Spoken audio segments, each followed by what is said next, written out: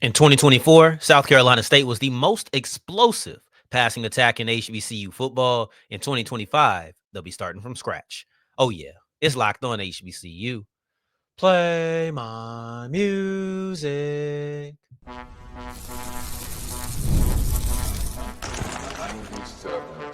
You are Locked On HBCU, your daily podcast covering HBCU sports. Part of the Locked On Podcast Network, your team every day.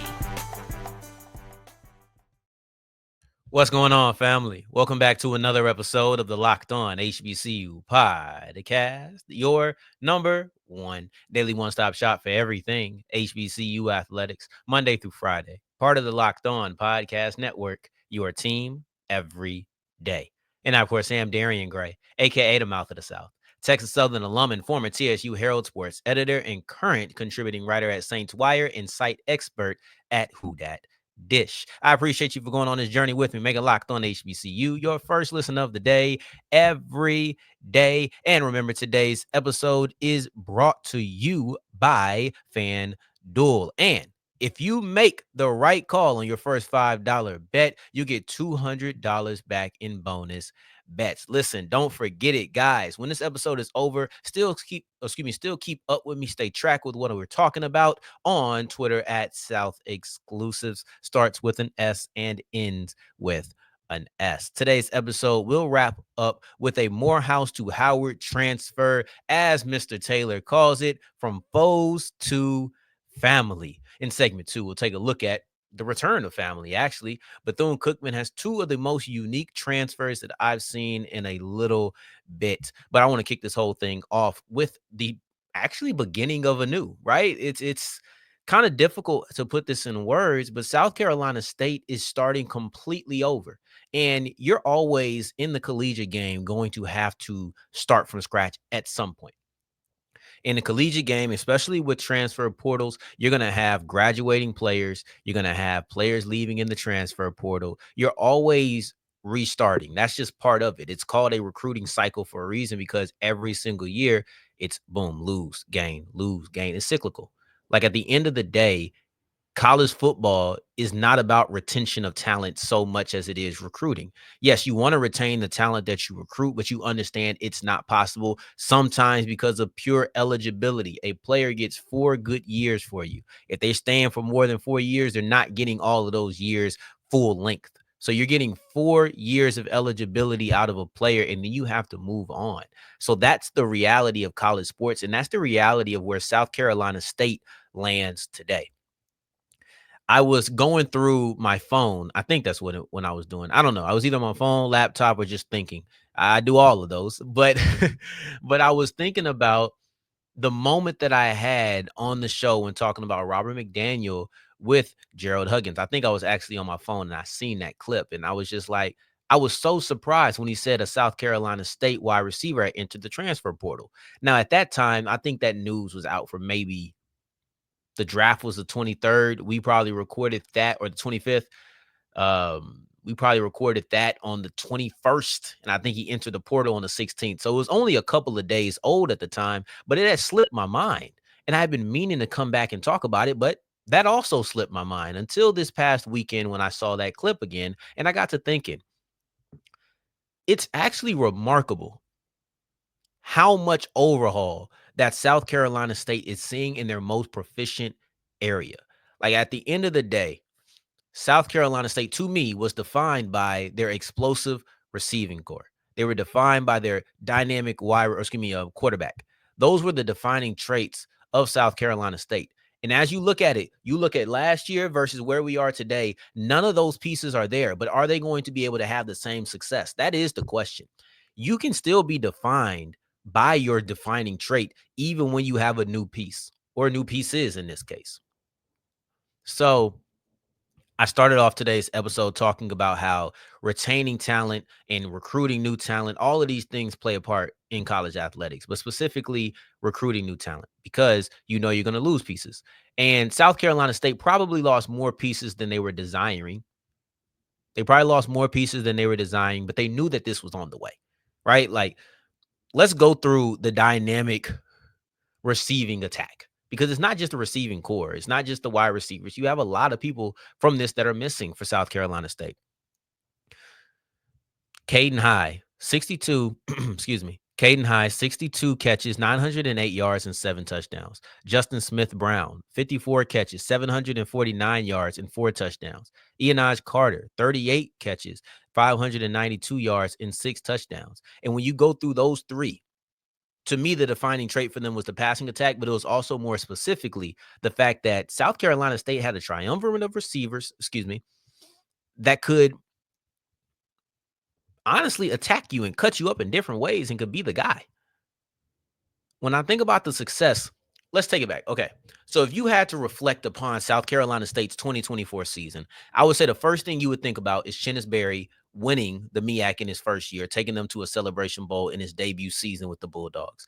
The second thing you may think about is the amount of Division II talent that he brought on, and they still had a load of success, and it was remarkable. Those are probably the first two things you would think about. But if you thought about what that team did best, the first thing you would think about is their ability to throw the football. And when you think about all the key components of their ability to throw the football, they're gone.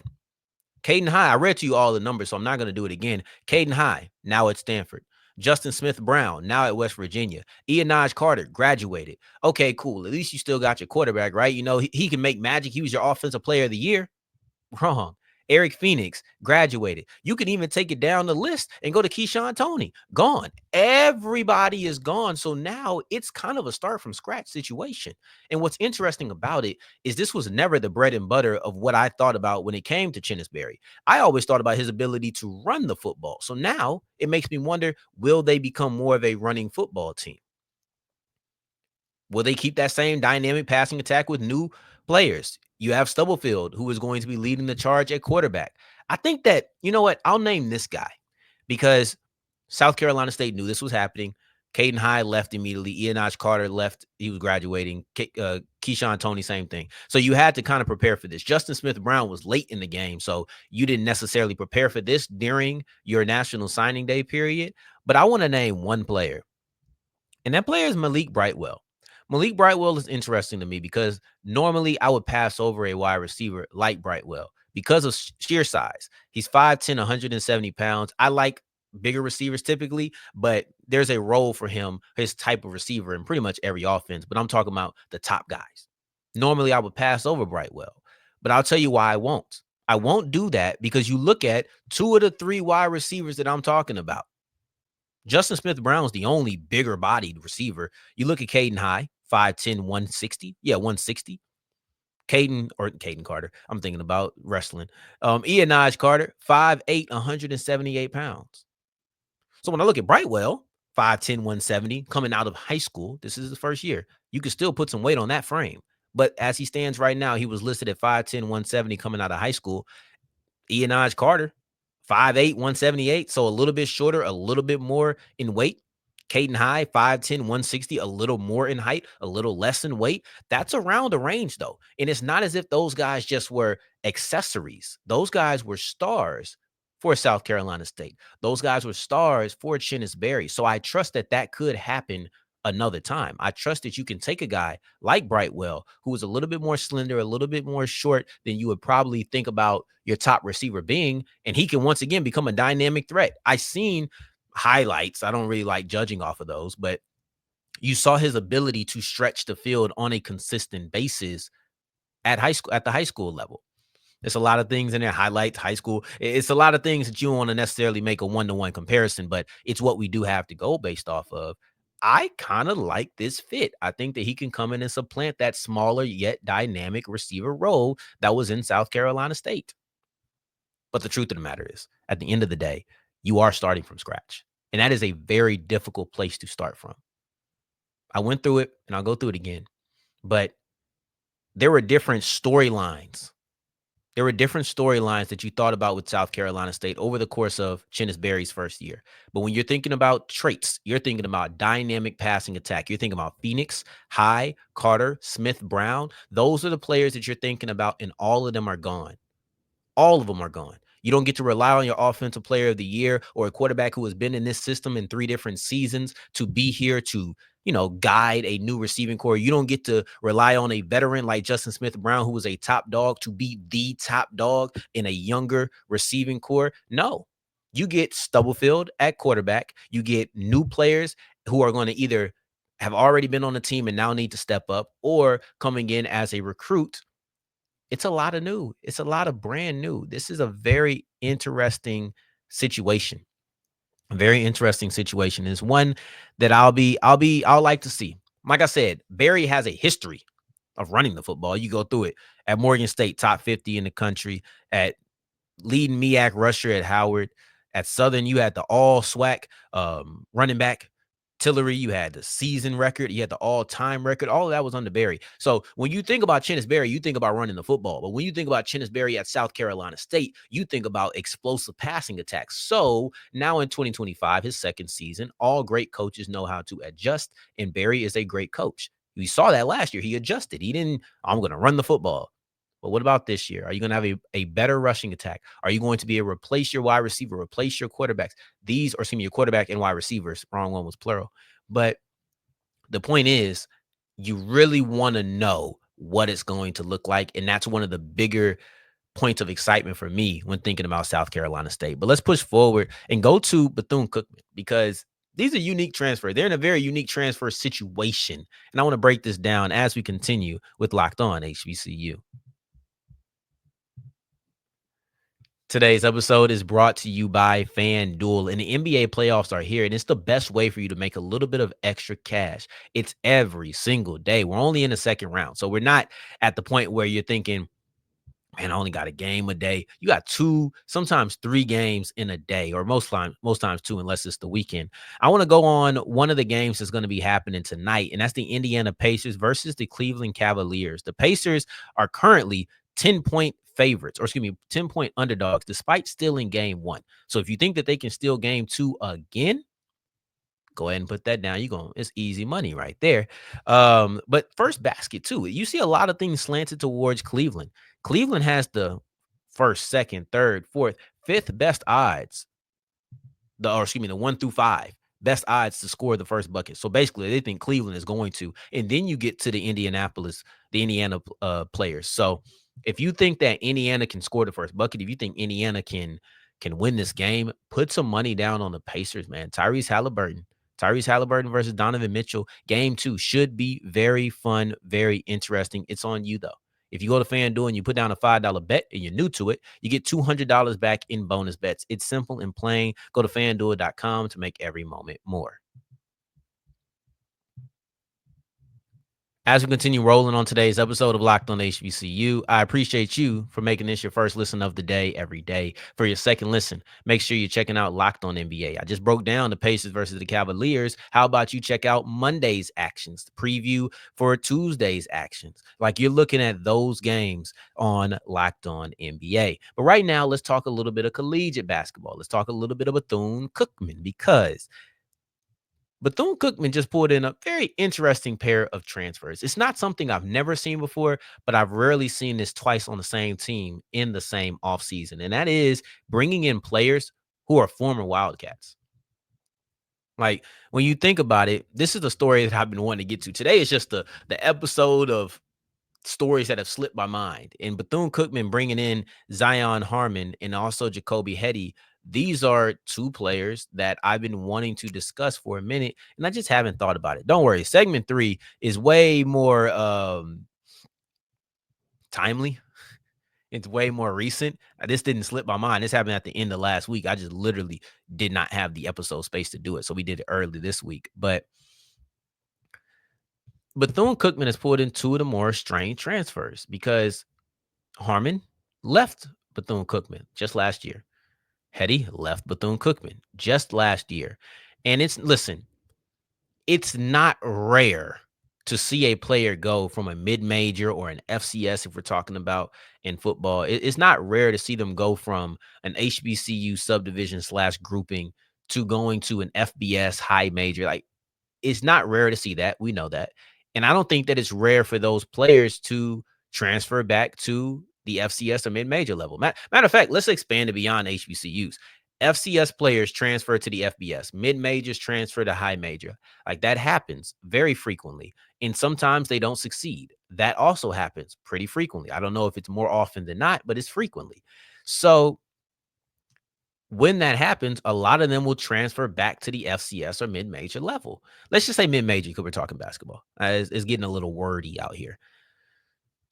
But it's rare that you see that player transfer from a mid-major to a high major back to a mid-major, and it's their original mid-major. I've seen it before. You look at a guy like Robert McDaniel.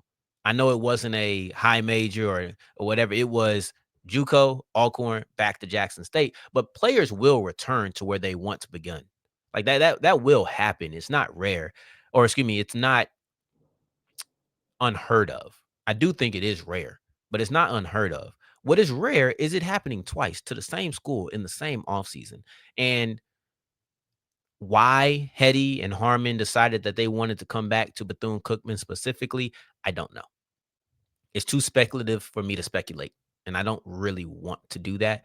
But to me, this is more about the environment that Bethune Cookman has, or I can speak more to the environment that Bethune Cookman has cultivated, because not everybody has the comfort to return back to that school, and not every school is welcoming those players in. I don't want it to seem like it's a moment of desperation, because it isn't. It is not a moment of desperation. Oh man, we just need talent. No, sir. No, sir. This is a situation where Bethune Cookman is probably like family. It feels like home. They were gracious on the way out. There was no bad blood, and you could return. You could return, and they'll be welcoming to you. And not every school builds that, because when you look at Bethune Cookman, same coach, right? Like the same coach. Make sure I'm not wrong in that, but I think Theus is still the same coach, guys. Or was the coach and is still the coach. Yeah, he is athletic director and men's basketball coach. I thought he was going to move off of that at some point, but he hasn't. You're looking at Theus, been there for a few years. He was there when you left. He's there now. The infrastructure is still the same. The environment is still the same. The leadership is still the same. So you're stepping into a very similar situation. Of course, years pass, teammates go. You have assistant coaches who are probably going to be there. You have different views from the head coach. Things do change, but you're stepping into a very familiar and similar situation. That is the way that I view it. That's the way that I think that it should be looked at. So why? Like why do that? You chose to leave at one point. Why return? So I won't speculate, like I said, but I will highlight that Bethune Cookman has clearly created a warm, welcoming environment, which is all that recruiting is. Maybe they never stopped recruiting you. Maybe as soon as they heard you went back into the portal, they hit you up and let you know, hey, you always have a home here. We still value you. We still think that you're talented. I don't think either player really did anything to destroy their stock. We talk about players going up a subdivision, up to the high majors and failing. I don't think either one of those players did that. I think that Harmon, you'll get into the reasons that they left or some of the things they did while they're there, rather, in a second. But neither one was like, that's damaged goods. We didn't want you to go. Now you're back in the portal a year later. We want you back. We'll gladly take you. And you guys had a pretty successful season together, by the way. Harmon and Headey, they were dynamic. They were one of the two best players on that team. But yeah, it's just attention grabbing, guys. It's rare. It's noteworthy when it happens. When it happens twice to the same school, it's definitely attention grabbing. But let's get into each player real briefly. Let's get into each player. Zion Harmon, he was a two-time All-SWAC player, and he started off at Western Kentucky, but he didn't play. He left due to personal reasons. Then after he left Bethune, he went ahead and went to Seton Hall. He only played 3 games there. And then he wasn't seen again. And then the coach said, hey, personal reasons, he's no longer on the team. Whatever that may seem, they do say it's not academic or basketball related. So personal reasons, whatever that may be.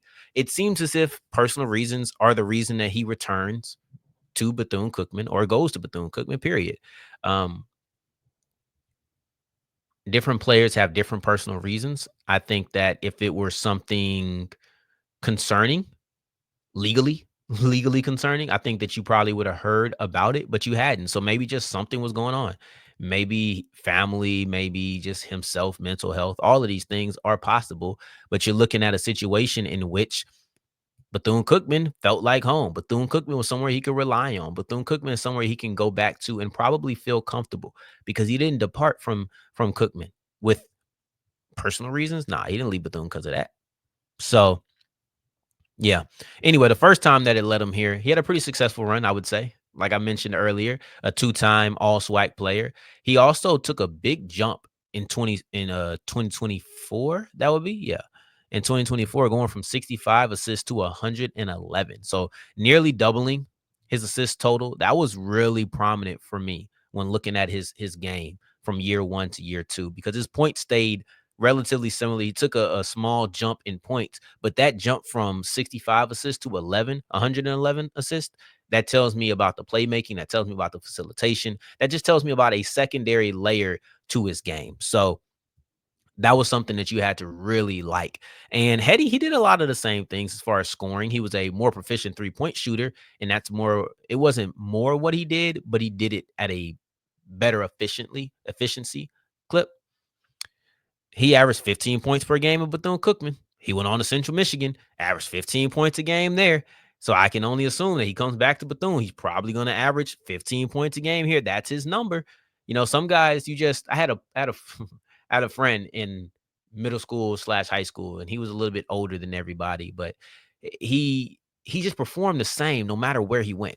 I remember when we got to high school, he was probably the first one to make the jump to varsity, and he performed the exact same. Nothing changed. Some people just perform the same every single level. It was so strange to me.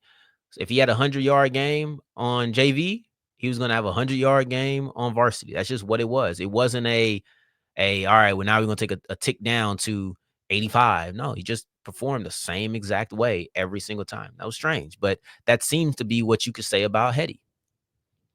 Why would he come back? I don't know. Maybe his brother coming back has something to do with it. But in general, you've seen both players be high scorers for you. Both had, pretty nice steal numbers, while Harmon gave you a lot of assists. Headey gave you a lot of rebounds. So I can't wait to see this duo back together. And Headey's bringing his brother with him. Maybe that has something to do wanting to play with his brother. And now you go ahead and go to Bethune. Maybe Bethune recruited his brother. You know what? I'll come back home. I'll do that.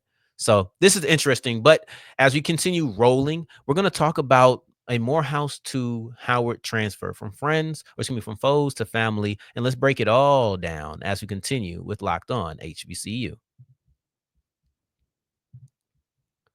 Today's episode is brought to you by Upwork.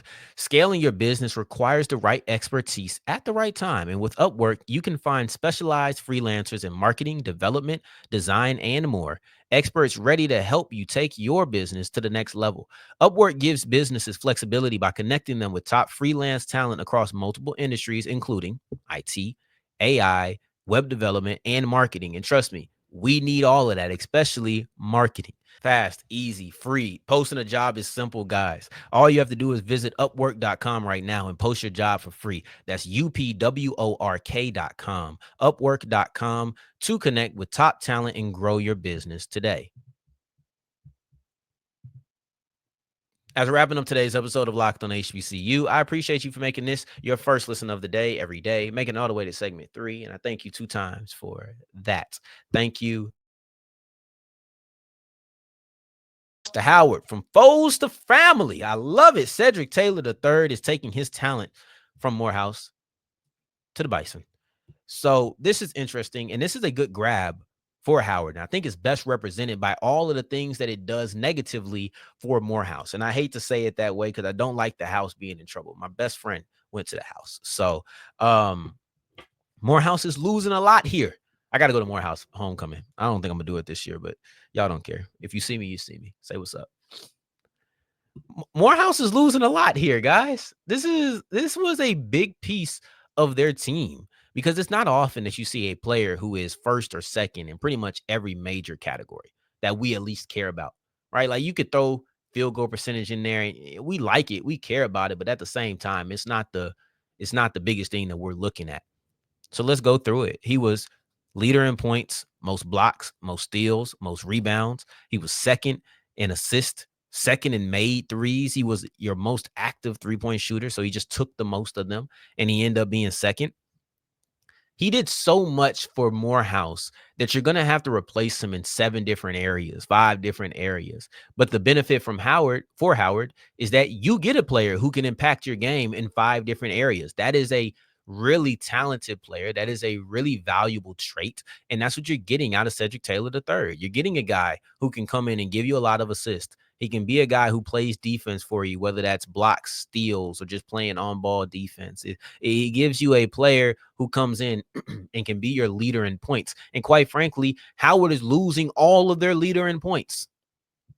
Bryce Harris, obviously, or not Bryce Harris, Blake Harper went to the transfer portal, obviously. You're looking at Bryce Harris and a bunch of other guys. They were seniors. Marcus Dockery, senior. You got to just look at these players, man.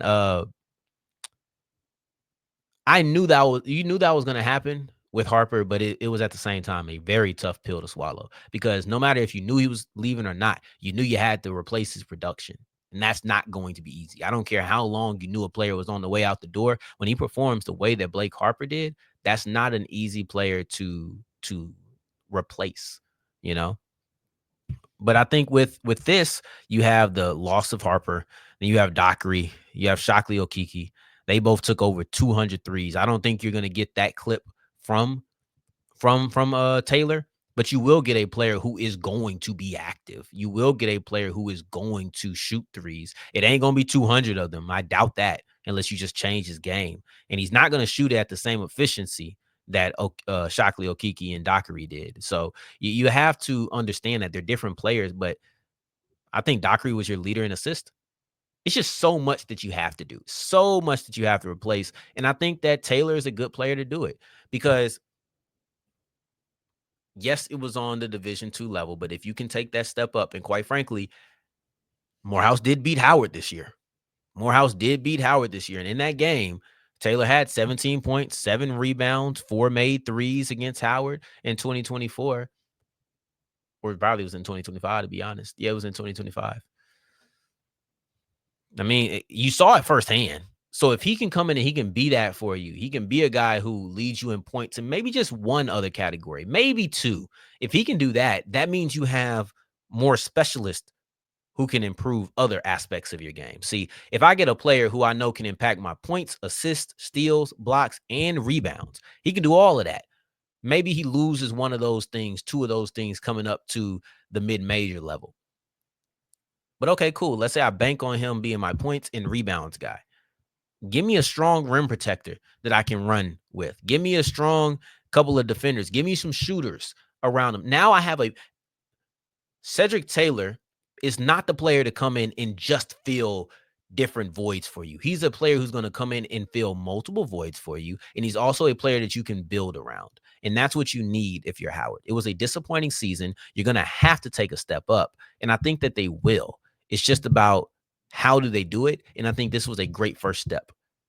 Get a guy who can score for you, and he can do at least 1 to 2 other things, and say, I can get specialists who are going to protect the rim. I can get specialists who are going to shoot threes. I can get specialists who are going to be my court general. I can get all of those things, but I have my base piece that I can build around, who, when that field or that court general is off the court, I can trust the ball in his hands. If I have foul trouble with my bigs, I know that he can defend the rim too. I love that. Or just come up with blocks, be a good on-ball defender. That's what you need, and that is what you got. On tomorrow's episode, we're going to talk about Jackson State's wide receiver room again, and I'm glad that we have a reason to do it, because I don't think that what I was trying to say yesterday or last week was received in the way that I thought I articulated it. So we get to talk about that conversation, as well as the new talent that's being brought into JSU on tomorrow's episode. In the meantime, in between time, until the next time that we hear each other, family, take care, stay blessed. Peace.